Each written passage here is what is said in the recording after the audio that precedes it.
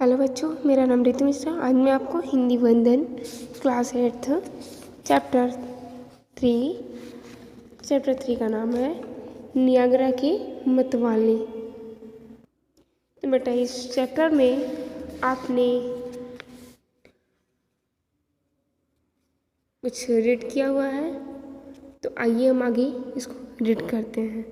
सबसे पहले हम ये बताते हैं बेटा कि जो ये चैप्टर हमारा नियाग्रा के मतवाले हैं, ये क्या है। इसे कहने का तात्पर्य यहाँ पे ये होता है कि जैसे मान लीजिए इस संसार में 3 तरीके के इंसान पाए जाते हैं, जिसको हमने आपको प्रीवियस वीडियो में एक्सप्लेन किया था। तो बेटा देखिए क्या है, कोई इंसान ऐसा होता है जो अपने कार्य को पूर्ण करके ही छोड़ता है। कोई इंसान ऐसा होता है कि जो अपने कार्य को करने की तो कोशिश करता है, लेकिन उसके कार्य जो होते हैं पूरे नहीं होते हैं। और एक ऐसा इंसान होता है जो अपने कार्य को सोचकर स्टार्ट नहीं कर पाता है। यानी 3 तरीके के इंसान हमारे समाज में पाए जाते हैं। तो ये नियाग्रा के मतवाले चैप्टर से हमें यही संदेश मिलता है। आइए हम रीड करते हैं। यह है कि दर्शक बड़ी उत्सुकता और विकलता से उस समय की प्रतीक्षा कर रहे थे जब एक मनुष्य ने मृत्यु को चुनौती देकर इस रस्ते पर चलता हुआ दिखाई देगा। सहसा सारा वातावरण तालियों और हर्ष ध्वनियों से गूंज उठा। निश्चित समय पर जिन ब्रोडिंग जलप्रपात के एक किनारे पर रस्ते के ऊपर चलता हुआ दिखाई दिया, उसके हाथ में एक लंबा बांस था जिससे वह अपना संतुलन कायम रखा था। इस बांस को हाथों में लिए दर्शकों को आश्चर्यचकित करता हुआ पूर्ण विश्वास और सहज भाव से जिन ब्रोडिंग रस्ते पर चलता हुआ जलप्रपात के मध्य तक आ गया। उसके इस साहस और शौर्य को देखकर मनुष्यों के वच्छ गर्व, बेटा ये वच्छ शब्द आया है, आपको ये लग रहा है कि वच्छ क्या है। लोग कहते हैं ना, वीरों ने अपने सीना तान को आगे दिखाया था, तो ये वच्छ शब्द यहाँ पे आया है। वच्छ शब्द का अर्थ होता है छाती को गर्व, उल्लास और जोश से फूल उठे, परंतु दूसरे ही क्षण सबके मुख से एक चीख निकल गई।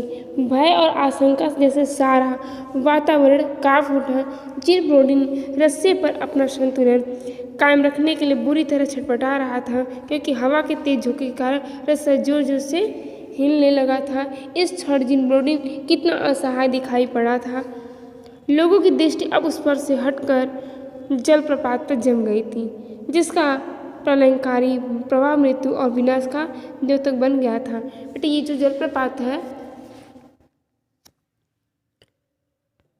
यानी यह मृत्यु के विनाश का द्योतक बन चुका था। यानी मृत्यु के विनाश का शंका जो था वह बन चुका था कि अब लगता है इस रस्ते से जिन ब्रोडिंग की मृत्यु हो जाएगी, ऐसा यह महसूस लोगों को होने लगा था, जिससे लोगों के जो भावें थे, जो वच्छ थे, यह कांप उठे थे। यानी कुछ क्षण के लिए क्या हुए थे, फूल उठे थे। परंतु जीवन और मृत्यु के बीच जब बहुत थोड़ा अंतर रह जाता है, तो मनुष्य में एक नई चेतना जाग उठती है। जिन ब्रोडिंग ने एक मनचले साहसी और कुशल खिलाड़ी की भांति मृत्यु का सामना करने का निश्चय किया, वह रस्से पर लेट गया और बांस को अपनी छाती पर तोड़ लिया। दर्शकों ने अपनी सांसें क्या हुई, रोक ली। यानी हम बेटा इस चैप्टर के माध्यम से यह ज्ञात होता है कि जो जिन ब्रोडिंग जी हैं, यानी वह अपने कार्य को खतरे में डालकर भी पूर्ण करना चाहते हैं। यानी जो उन्होंने कहा है उस कार्य को ये अभी भी पूरा करना चाहते हैं। यानी अपनी मृत्यु को देखते हुए भी ये पीछे हटने वाले इंसान नहीं है। जिन ब्रोडिंग ने कुछ कर दिखाया वह सचमुच कल्पना में भी नहीं किया जा सकता है। यानी जिन ब्रोडिंग ने एक ऐसे इंसान है जिसका व्यक्ति कल्पना भी नहीं कर सकता है ऐसे कार्यों का, उसको जिन ब्रोडिंग ने करके दिखाया। बेटा रस्से पे चलना, वो भी बांस से बंधा हो, उस रस्से पे चलना लोगों के लिए मुमकिन नहीं है, बल्कि यह नामुमकिन है कि रस्से पर कोई चल सके।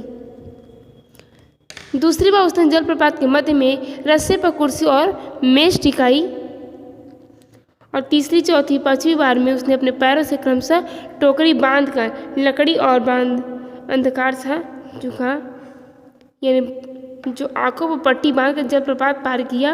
अंतिम बार जब वह लौट रहा था तो रात का गहन अंधकार छा चुका था। उसने स्वयं कहकर सर्च लाइटें बुझवा दी थी और सीधा चलने के स्थान पर उल्टा चल रहा था। वह फिर भी दूसरे किनारे पर सुरक्षित पहुंच गया।